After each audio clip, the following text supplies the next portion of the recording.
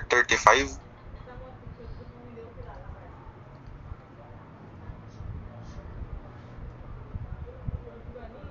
In a constant temperature, closed system process, 100 BTU of heat is transferred to the working fluid at 100 degrees Fahrenheit. What is the change in entropy of the working fluid? So, ang general formula po natin for the change in entropy, that is your delta S, is equal to Q over the change in your temperature. So, titignan natin yung unit ng choices, naka-kilojoules per Kelvin. So, tamang-tama lang. Naka-energy per temperature. So, ito lang naman yung given. We have 100 BTU of heat over change in temperature. So, wala naman siyang binigay na dalawang temperature, but nagbigay siya dyan na 100 degrees Fahrenheit. So, baka yung 100 degrees Fahrenheit, that is already parang yung rise. Yung kanina, yung rise of temperature. So, we have here 100 degrees Fahrenheit. Okay, so ito, i-convert na lang siguro natin. Yung BTU, gawin natin joules. So, in 1 BTU, we have again 1,055 joules. Yung degree Fahrenheit, though naka-change in temperature tayo dito,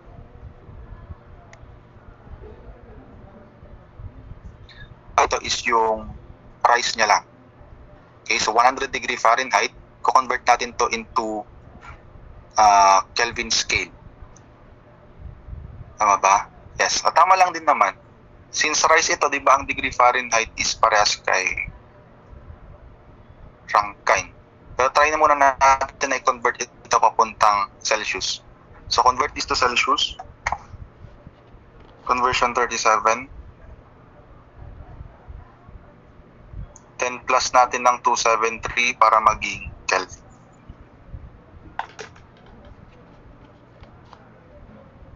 Check lang natin. So, 100 conversion 37 plus 273. Then we have 100 times 1,055 by answer. So, divided by 1,000 kasi naka-kilojoules. So, we have 0.339 or that is approximately 0.34 kilojoules per Kelvin.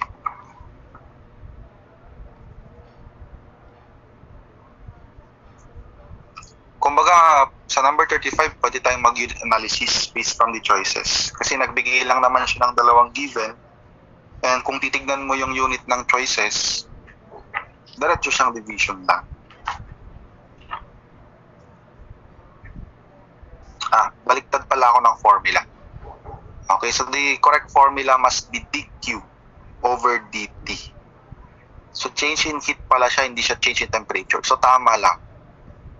Yung degree Fahrenheit is hindi na natin siya i-convert papuntang change. Temperature lang talaga, temperature reading. You kindly correct that one, sorry. Delta Q over T, dapat.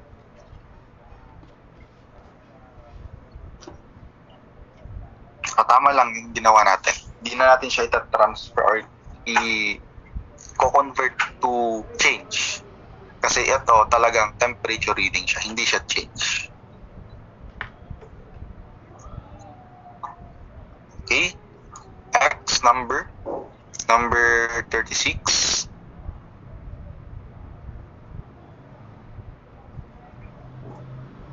And bumalik lang tayo sa my state properties. So state property conversion tayo. A condenser vacuum gauge reads 715 millimeters of mercury when the barometer stands 757 millimeters of mercury. State the absolute pressure in the condenser in kilonewton per square meter. Take note, kilonewton per square meter is in kilopascal.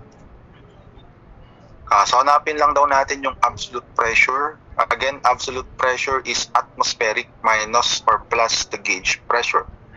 So the atmospheric pressure is the barometric reading. We have 757 millimeters of mercury. I-minus natin, bakit minus? Vacuum reading, 715 millimeters of mercury. Yung sagot natin dito, naka-millimeters mercury, i-convert natin yan sa Pascal using conversion 27. Then yung sagot, i-divide natin ng 1,000 para maging kilo Pascal. Okay? So we have 757 minus 715. Then yung answer na yan, i-convert natin, conversion 27. Then i-divide mo to ng 1,000. So magiging 5.6. This 5.6 kilopascal or kilonewton per square meter.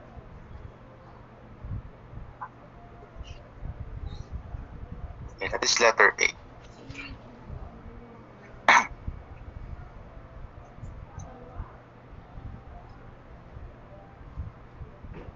Okay, next number 37.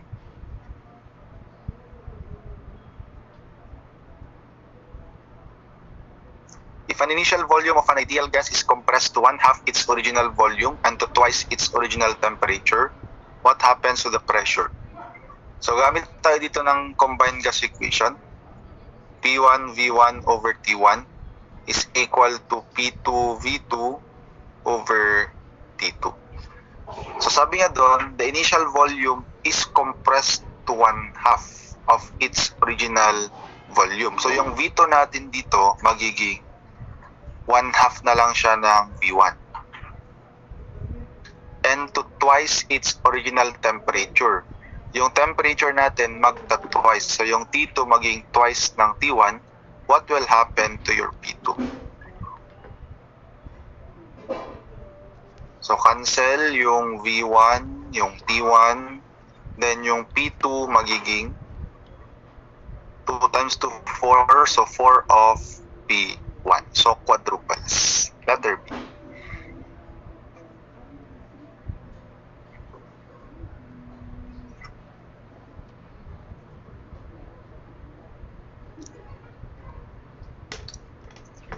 Okay, next number. Yung mga ganyan, yung mga objectives, minsan may mga objectives na kailangan mong i-memorize or i-look spam. Pero pag ganyan naman, pwede mo naman siyang isolve actually. Pwede mo siyang i-prove. Para sigurado ka sa sagot. Malay mo, pinalitan pala yung question. Ang alam mong sagot dyan, quadruple. Okay, so wag lang mag-look spam. Mag-memorize ng tawag dito, questions and answer siya. Dapat din, araling maigi. Okay, 38. What HP is required to isothermally process 800 cubic feet of air per minute from 14.7 psi to 120 psi? Take note, this is under isothermal process at ang hinahanap is power. So, maghanap tayo ng formula kanina under isothermal process.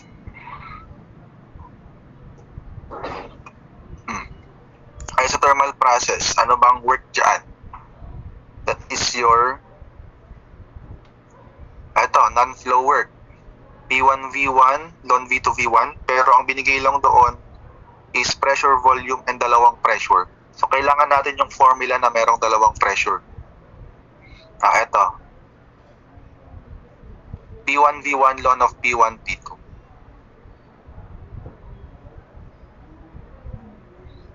So, non-flow work is equal to P1 V1 ln of P1 over P2. So, tama. Kasi meron tayong pressure 1, pressure 2. Nag-iba dyan yung dalawang yon. Yung V1, constant siya. Pero paano yan? Ang tinatanong dito is horsepower, a unit of energy. Ito, a unit of power, sorry. Paano yan? Yung nandito is energy lang siya. Paano kaya magiging power? Tingnan natin. Plugin natin yung pressure 1. Ito from. So that is your pressure 1. We have 14.7.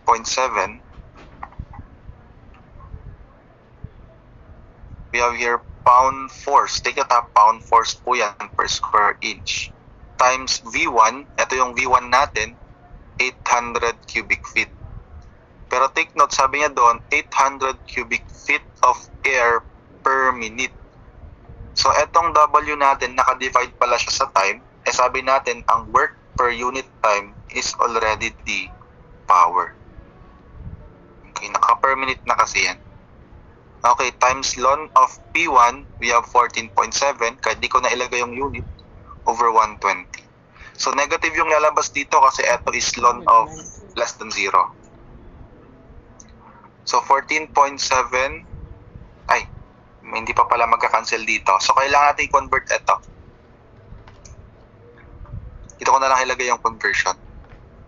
Ang HP, may kinalaman yan sa feet. So, kailangan maalis yung inch. So, in 1 foot, we have 12 inches. Para maalis yung inch doon. So, we have 14.7 times 800 times ln of 14.7 over 120 times 12 squared. Yan to. 3 million. So, negative 3,555,622.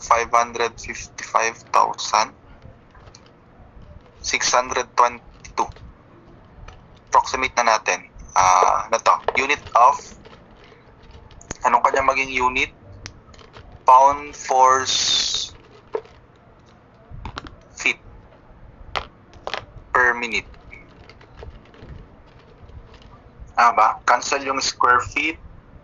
Tama. Pound force feet per minute. Paano ko yan i-convert into HP? Okay, maalala pa ba yung formula natin dun sa motors, generators, yung power, yung 2 pi NT? Diba may ginagamit tayong formula doon? 2 pi NT over 60 or 2 pi NT over 33,000. 33,000 ang ginagamit kapag ka-HP at yung torque mo doon naka-pound feet. So, tamang-tama, naka-pound feet tayo dito. So, yun yung gagamitin po natin conversion. Dito, doon nang galing yung conversion na gagamitin natin for today. Okay, so in 1 horsepower, we have 33,000 pound force feet per minute. Bakit per minute? Di ba naka-revolutions per minute yung N natin doon, yung speed, naka-RPM. So divided by 33,000, so we have 107.75. Negative yan, so take the absolute value.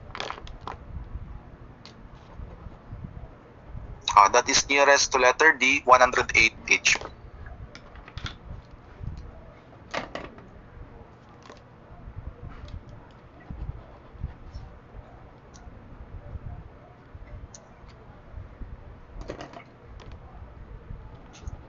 Ibig sabihin lang siguro yung negative.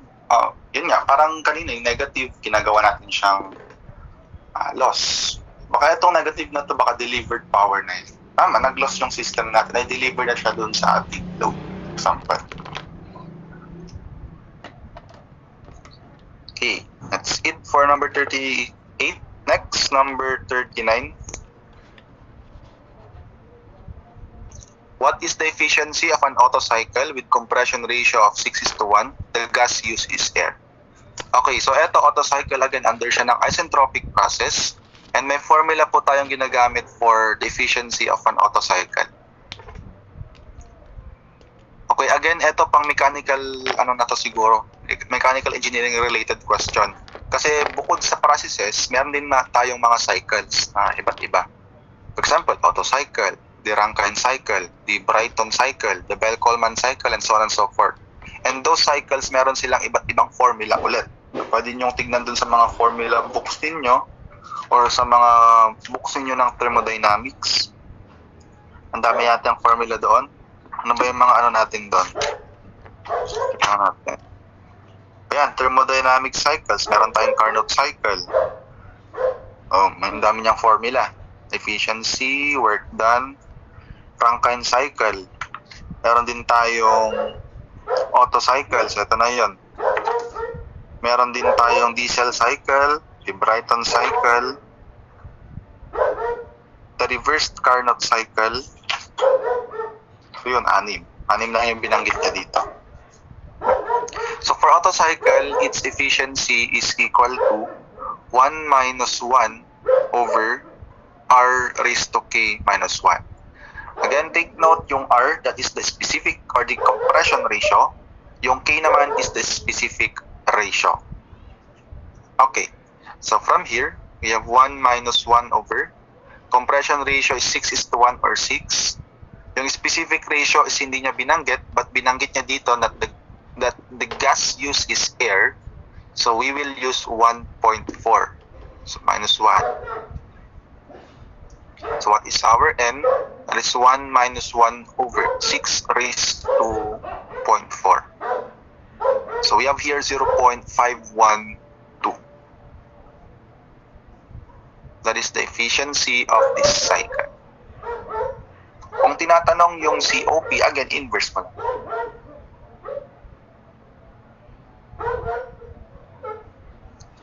Okay?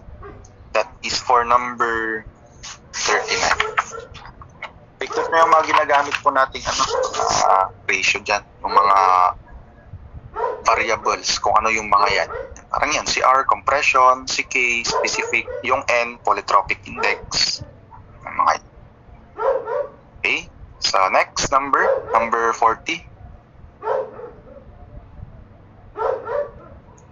So, if air is at pressure P of 3,200 pound force per square feet and temperature T of 800 degree Rankine, what is the specific volume V given that yung R na ginamit is air, 53.3 pound force feet per pound mass degree Rankine, and air can be modeled as an ideal gas. So, dito hinahanap yung specific volume. How do we define specific volume? Specific volume is small letter V is simply the reciprocal of your density. So, kanina sa formula natin na PV equals MRT, ang density is mass over volume. So, this time, hanapin natin yung volume over mass, which is equal to RT over P. Given na yung R natin. We have 53.3. We have pound force feet per pound mass degree Rankine times temperature of 800 degree Rankine divided by the pressure. What's the pressure? 3,200 pound force per square feet. So, ang maging unit natin dito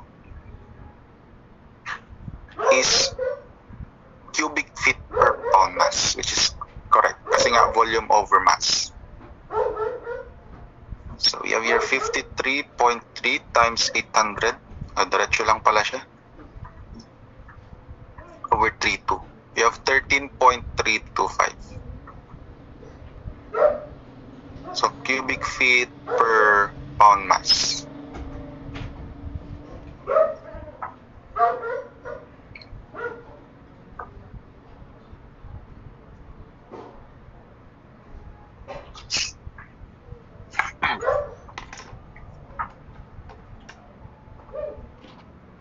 Okay. So next number 41. What's the latent heat of fusion required to turn ice to liquid? So hanapin nyo na lang yung binigay ko kanina na constant for latent heat of fusion. And that is 334 kilojoules per kilogram. Be careful po dun sa mga unit kasi nagbigay lang siya ng same magnitude pero iba yung kanyang unit.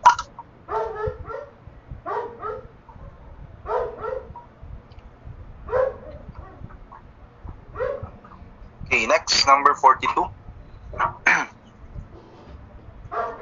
A transportation company specializes in the shipment of pressurized gaseous material. An order is received for 100 liters of a particular gas at STP. What minimum volume tank is necessary to transport the gas at 80 degrees Fahrenheit and a maximum pressure of 8 atmosphere? So, dito parang kompleto na rin yung given kasi meron siyang first condition and second condition. Sa first condition, meron daw tayong volume na 100 liters. So, V1 is 100 liters. STP, so meron tayong standard temperature. Binanggit niya doon na 32 degrees Fahrenheit. And pressure of 1 atmosphere. What minimum volume? So, gaano daw kakonte or gaano ka-compress yung volume natin? Okay? Nita-transport natin using a temperature of 80 degrees Fahrenheit and a maximum pressure of 8 atmosphere. So, kompleto lahat ng tatlong state natin. So, ang gagamitin natin is the combined gas equation. P1 V1 over T1 is equal to P2 V2 over T2. So, P1, ito na siya. So, lahat ng to sub 1, lahat ng to sub 2. We have 1 atmosphere times 10 or 100 liters divided by 32 degrees Fahrenheit. Take note, plus 460. That is equal to P2. We have 8 atmosphere times V2 over 80 plus 460. So we have here 100 times 80 plus 460 divided by 32 plus 460 times 8. So 13.72 liters.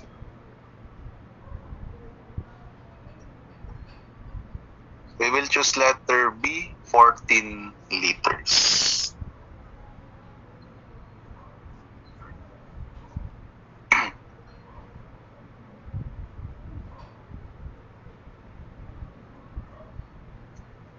Okay. Next number. Number 43.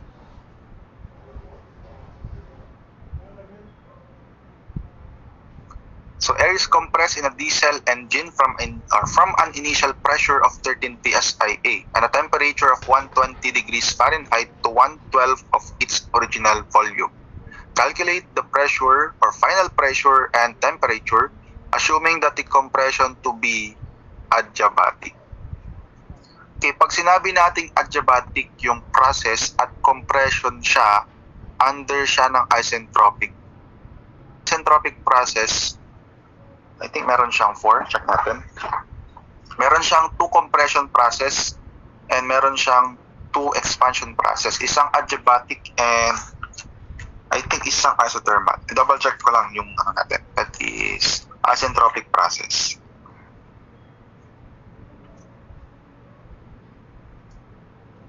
Processes. Wala yata dito.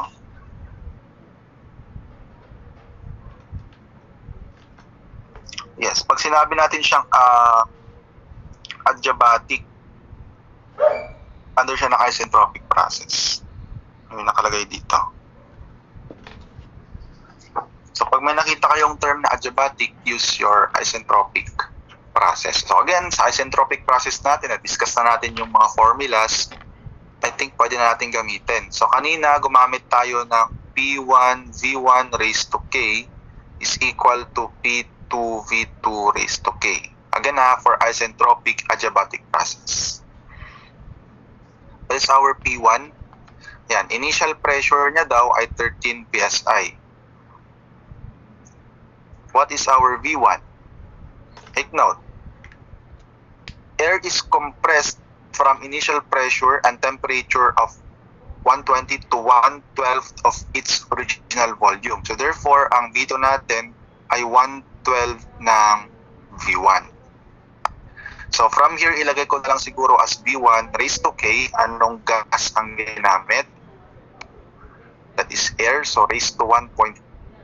That is equal to P2. Ang V2 natin is V1 over 12 raised to 1.4. So dito pwede ko nang i-cancel yung V1 raised to 1.4 ng 1.4. So solving for our P2, we have 30 times 12, that is in PSI. Tinatanong dito ang final pressure, pero based from the answer and the choices, walang nag-intersect na 421.5. So baka ang tinatanong dyan is the final temperature. How do we calculate ulit yung final temperature? That is yung relation. Lagi ko nalilimutan. Isentropic. T2 over T1.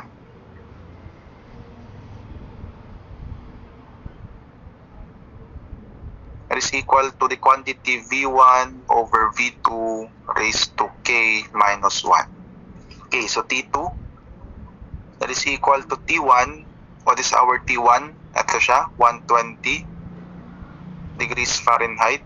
So, plus 460 para maging Rankine multiplied by V1 over V2. Ito na yung V1 over V2 natin, that is 12. Ba? V1 over V2 is 12. So, 12 raised to 1.4 minus 1. So, 120 plus 460 times 12 raised to 1.4 minus 1. 1567.11. So, Rankine, degrees Rankine. So, based from the choices ulit, walang 1567.11. So, try nga natin i-convert to Fahrenheit. Minus 460.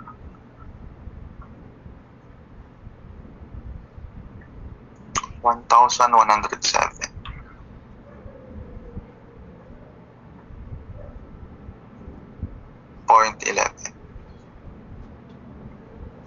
Okay, so pag mga thermodynamics questions kasi, sige, try nyo i-convert yan to Celsius and Kelvin, pero mukhang wala pa rin siyang lalabas na sagot.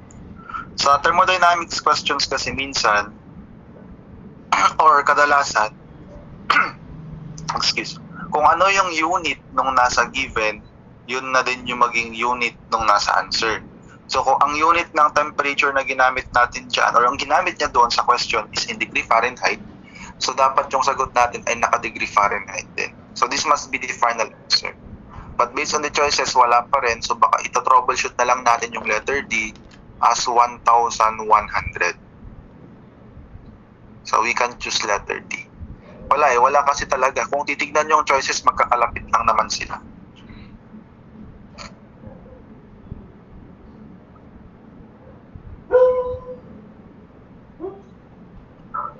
Pero kung tinry nyo mag-troubleshoot, i-try nyo siyang i-troubleshoot kung sakali.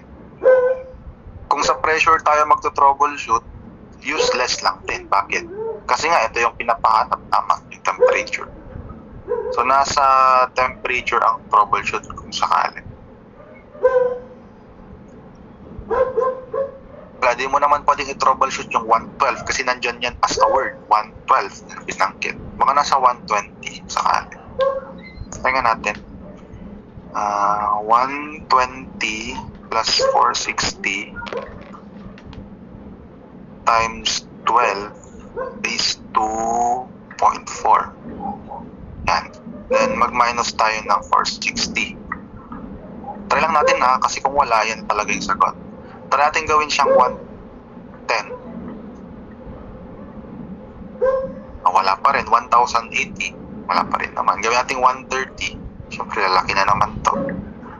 1134. So, baka talagang troubleshoot yung problem. O yung choices na 1,100 instead of 1,010. So, you choose letter D na lang. Hindi naman pwedeng